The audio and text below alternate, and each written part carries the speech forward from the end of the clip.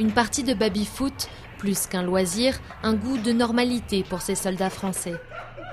Ils arrivent au terme d'une mission de 6 mois en Afghanistan.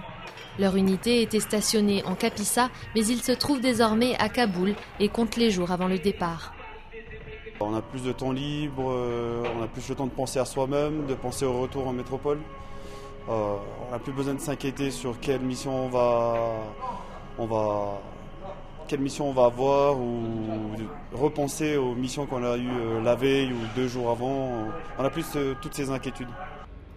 Avant de partir, ils doivent nettoyer la base et rendre les armes qu'ils avaient sur eux en permanence.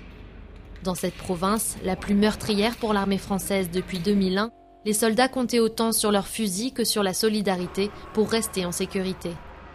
On a toujours été ensemble, les missions on les a fait ensemble, on se surveillait les uns les autres, donc c'était super. On a développé certaines cohésions que nulle part ailleurs j'ai pensé qu'on allait développer, mais ici on l'a fait et c'est génial.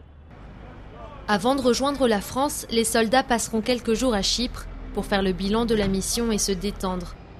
Les 700 autres membres des troupes combattantes quitteront eux aussi l'Afghanistan d'ici la fin de l'année. L'occasion de réfléchir à ce pays où la plupart d'entre eux ne reviendront jamais. Pour moi, c'est vraiment un tas d'opérations.